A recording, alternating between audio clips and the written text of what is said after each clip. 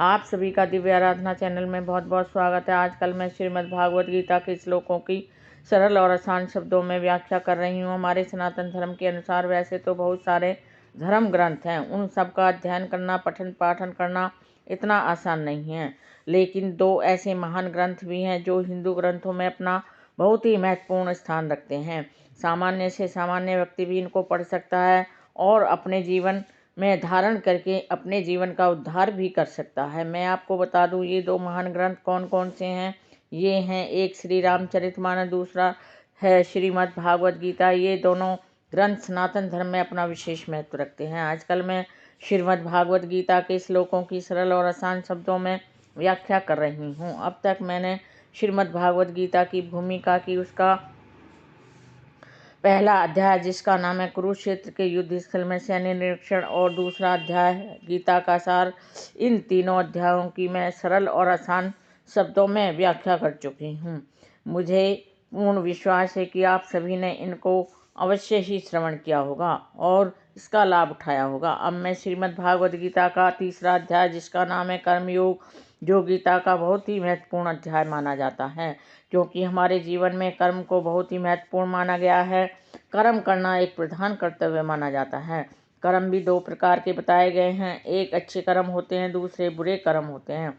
ये तो प्राणी की इच्छा पर निर्भर करता है कि वह किस प्रकार के कर्म करना चाहता है, अच्छे कर्म या बुरे कर्म। भगवान श्री कृष्ण जी ने भी अर्जुन को कुरुक्षेत्र के युद्ध स्थल में कर्म के महत्व को बताया था। इसी प्रकार मेरी आपसे प्रार्थना है कि आप जो मैं श्रीमद् भागवत गीता के तीसरे अध्याय जिसका नाम है कर्म योग, उसके श्लोकों की सरल और आसान शब्दों में व्याख्या कर रही हूँ, आप इसका श्रवण अवश्य करें। वीडियो शुरू करने से पहले आप सभी से मेरी प्रार्थना है, आप मेरे वीडियो को लाइक शेयर सब्सक्राइब अवश्य करें, बेल आइकन भी प्रेस करें जिससे सभी नोटिफिकेशन मेरे मिलते रहें। और आपसे प्रार्थना है आप मेरे वीडियो को अंत तक अवश्य देखें। अब शुरू करते हैं आज का वीडियो है श्रीमद् भागवत गीता का तीसरा अध्याय जिसका नाम है कर्मयोग। आज का श्लोक है 40वां।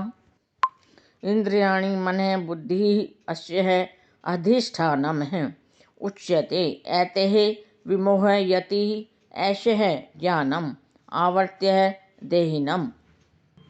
भगवान श्री कृष्ण जी कहते हैं, इंद्रियां, मन, बुद्धि इस विषय काम के निवास स्थान माने जाते हैं। इनके द्वारा यह काम प्राणी के वास्तविक ज्ञान को ढक देता है और उसे अपनी काम वासना से मोहित भी कर लेता है। कहते हैं, जो शत्रु ने बद्ध प्राणी के शरीर के विभिन्न सामरिक स्थानों पर अपना अधिकार, अपना आधिपत्य जमा लिया है। अतः भगवान श्री कृष्ण जी उन स्थानों की ओर भी संकेत कर रहे हैं जिसे शत्रु को जीतने वाला यह जान ले कि शत्रु कहाँ पर विराजमान है, अर्थात शत्रु कहाँ पर रहता है।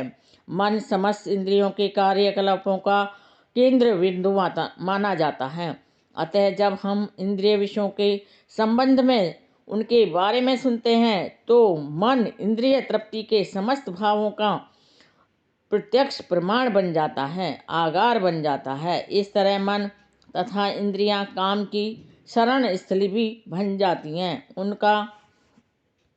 उनको शरण देने वाला स्थान शरणास्थली बन जाता है। इसके बाद बुद्धि ऐसी कामपूर्ण रुचियों की राजधानी बन जाती है।